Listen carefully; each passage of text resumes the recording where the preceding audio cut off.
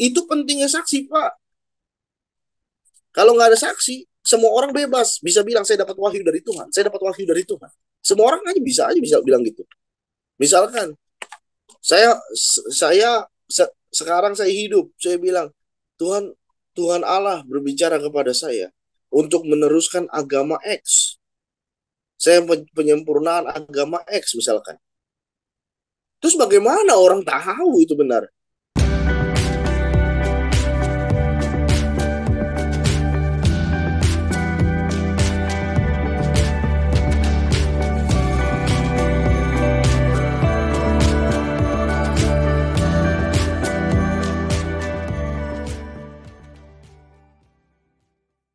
Shalom saudara, berjumpa kembali dalam Bincang Teologi. Untuk Bincang Teologi episode hari ini, saya bersama dengan Bro Gideon akan membahas sebuah video dari TikTok dan pemilik akun TikTok tersebut yaitu Kores Chris. Hal apa saja yang dibahas oleh Kores dalam videonya? Kita langsung saja berdiskusi dengan Gideon pada hari ini. Halo bro. Ya bro, kalau biasa kita lihat video dari YouTube, hari ini dari TikTok bro. Dan di video tersebut ada seorang Kristen bertanya kepada Kores bahwa apakah ada saksi atau apakah ada orang yang menyaksikan proses turunnya firman Tuhan kepada Nabi Muhammad, dan apakah saksi itu bisa dipercaya? Kemudian Kores menjawab bro, dan dia menjawab bahwa tidak perlu adanya saksi, karena dia bilang bahwa untuk dapat firman itu merupakan proses atau hubungan pribadi antara Allah dan Nabi Muhammad. Dan dia mencontohkan seperti contoh, kalau Musa mendapat yang namanya Torah, kalau Daud mendapatkan yang namanya Sabur, kalau Isa Injil, dan untuk Muhammad yaitu Al-Quran bro. Dan dia bilang kalau dipertanyakan saksi, ini hal yang lucu menurut dia. Karena kalau ada yang melihat prosesnya berarti dia nabi juga. Maka itu tidak ada saksi. Dan dia bahkan memberikan pertanyaan balik bahwa coba buktikan apakah ada saksi kepada nabi-nabi di kitab Nevi'im, dan dia memberikan kesimpulan bahwa tidak ada saksi juga. Apakah benar demikian bro? Silakan bro untuk tanggapi bro. Ya, terima kasih bro. Yang saya ingin tanggapi pertama adalah pernyataan atau statement mengenai kalau seseorang yang menyaksikan seorang nabi diwahyukan oleh Tuhan, itu berarti bicara proses ya, berarti dia nabi juga. Saya saya harus berkata bahwa perhatikan arti dari kata nabi itu sendiri. Dalam bahasa Ibrani nabi, dalam bahasa Yunani profetes, yang artinya adalah seseorang yang menjadi juru bicara Tuhan dan bernubuat. Ya. Jadi seseorang menjadi nabi bukan karena dia menyaksikan prosesi itu dapat menjadi nabi, tidak. Tetapi seorang menjadi nabi karena ditentukan oleh Tuhan untuk menyampaikan perkataan Tuhan dan nubuatan yang akan datang, gitu ya.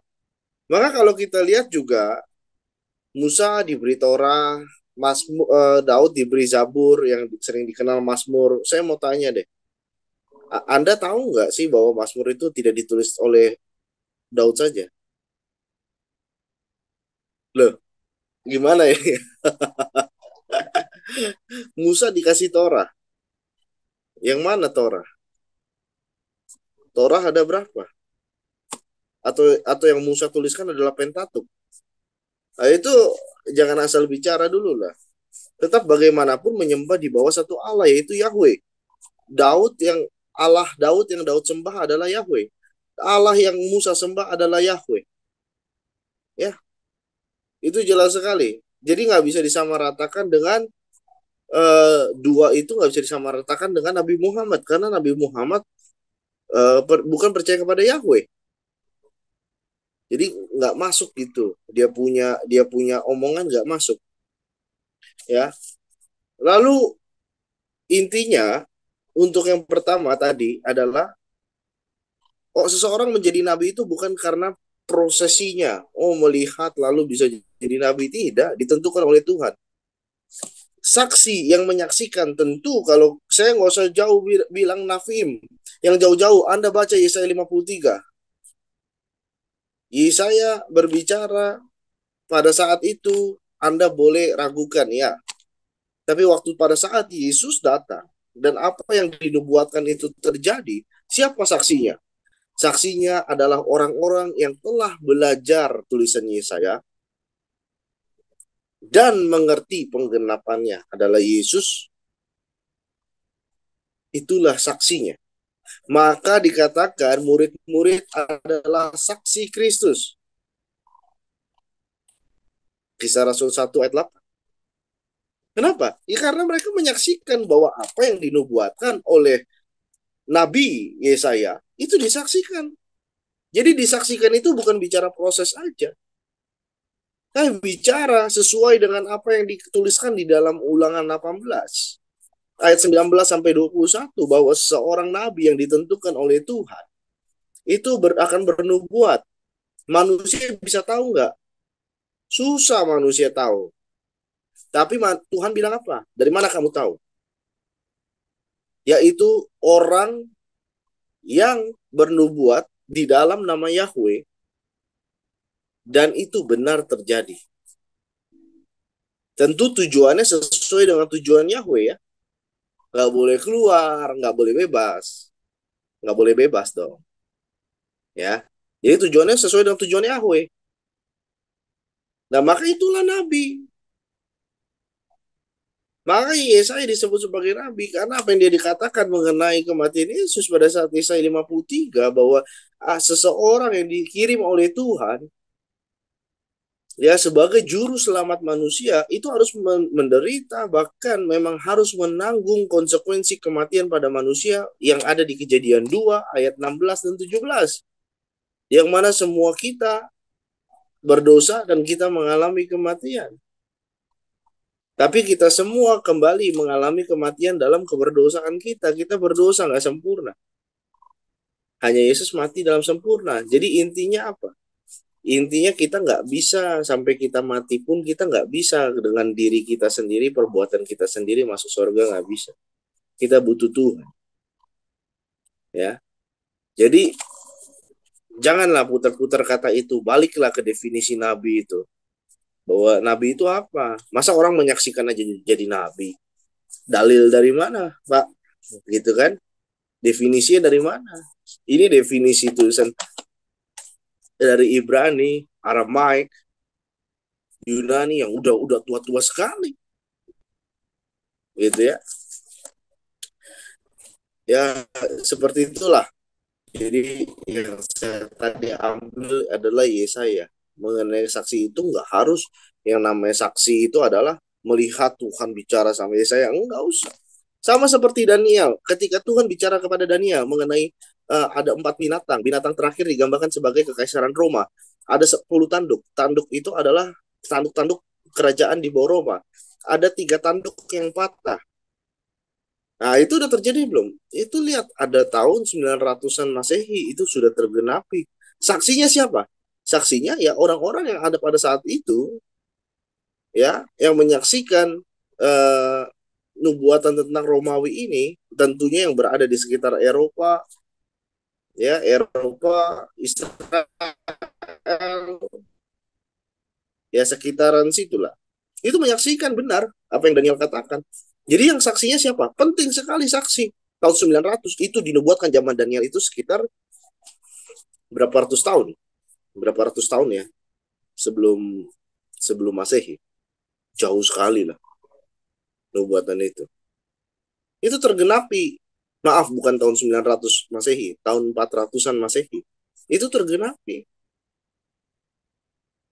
Ya, kalau Anda belajar pasti Anda ngerti. Ya, kalau Anda nggak belajar, Anda hanya baca nubuatan, terus Anda nggak ngerti ya, Anda bilang ya nggak ada saksinya. Saksi nggak berbicara proses doang kok. Saksi berbicara tentang kebenaran yang dikatakan itu.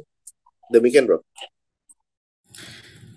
Iya bro, pertanyaan yang kedua bro. Dan Kores menyatakan bahwa Torah kepada Musa itu nggak ada saksinya.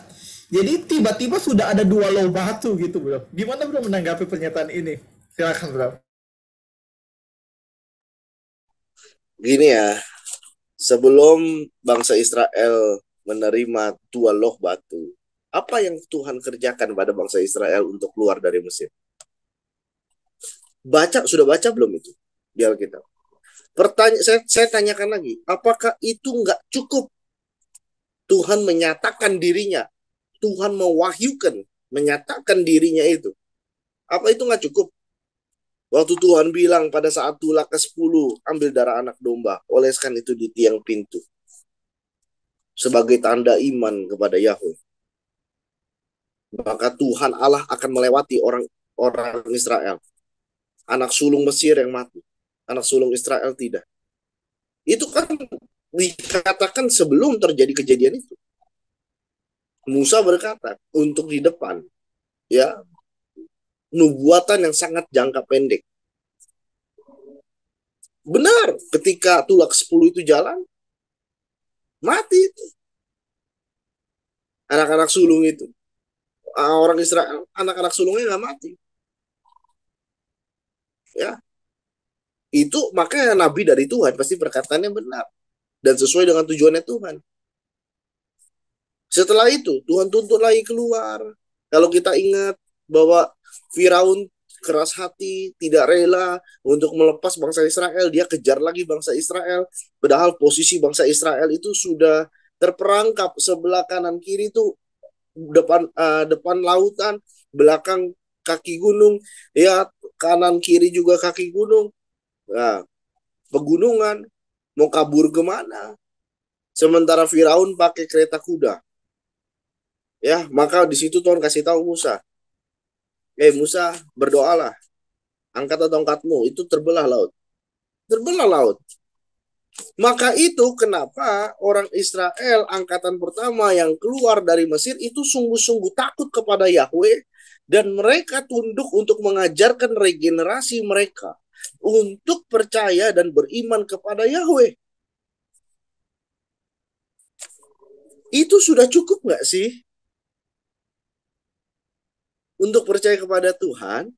Nggak harus kan Tuhan, kalau saya lihat engkau bicara sama Musa, Tuhan yang tulis loh batu, baru saya percaya lagi. Kan nggak perlu. Itu keajaiban tiang awan, tiang api, penyertaan Tuhan depan bangsa Israel. Itu sudah keajaiban.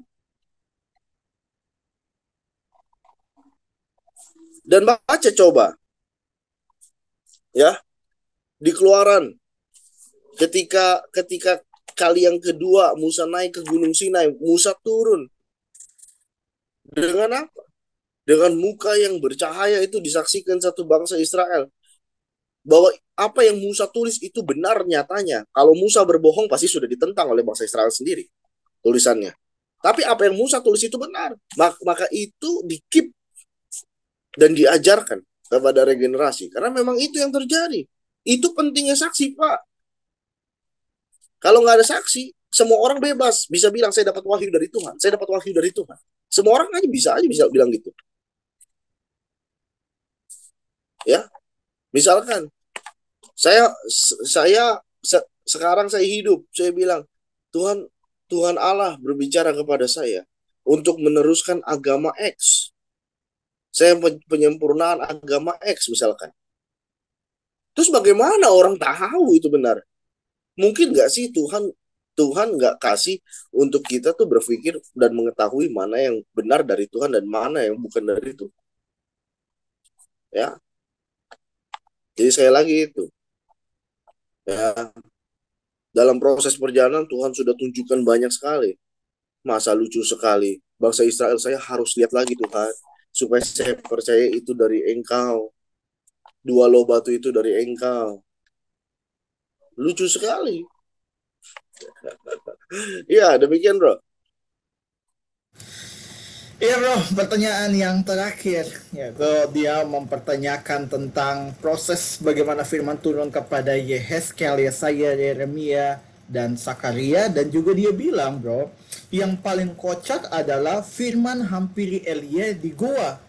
Kalau begitu siapa saksinya bro? gimana kembali bro menanggapi pernyataan ini? Silakan bro. Iya, yang pertama, Anda mesti tahu firman Allah itu seperti apa. Atau Anda pikir firman itu seperti perkataan yang mengambang saja. Ya, itu Anda harus ngerti dulu. Yang kedua, memang waktu kalau dinyatakan oleh Elia, Tuhan bicara sama saya di Goa. Dia bilang bahwa saya akan digantikan oleh Elisa. Dan Tuhan bicara sama saya bahwa nanti akan ada seorang raja yang perang dengan Hazael dan tidak mati dengan pedang Hazael, tapi dia akan mati dengan Yehu, raja Israel. Sampai situ boleh nggak kita nggak percaya? Itu ada di dalam satu Raja-Raja 19 ayat 15 sampai 17. Sekali lagi, satu Raja-Raja 19 ayat 15 sampai 17. Ini kenapa saya harus kasih tahu? Supaya jangan banyak orang alasan bilang saya nggak kasih dasar. Ini saya kasih dasarnya, ya. Jadi nggak ada alasan-alasan lagi.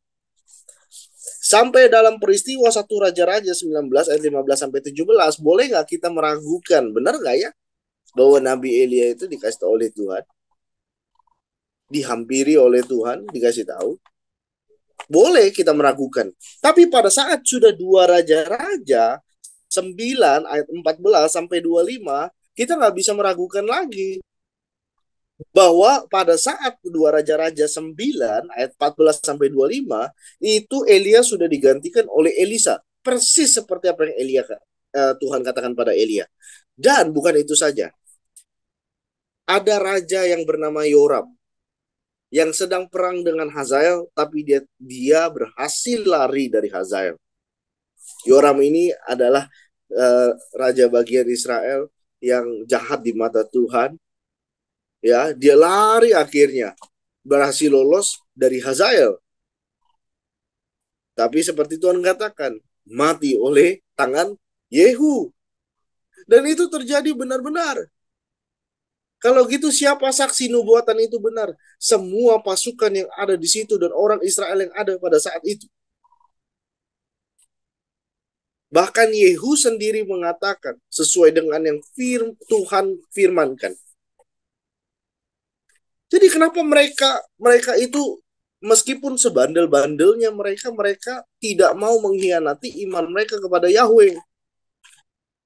Ya karena itu Tuhan sudah nyatakan nubuatan itu benar dan disaksikan benar. Waktu Elia ngomong seperti itu, ngomongin nggak nama Yoram? Spesifik nggak nama Hazael? Nama Elisa yang menggantikan Elia? Spesifik semua. Dan itu terjadi sesuai dengan apa yang Elia katakan.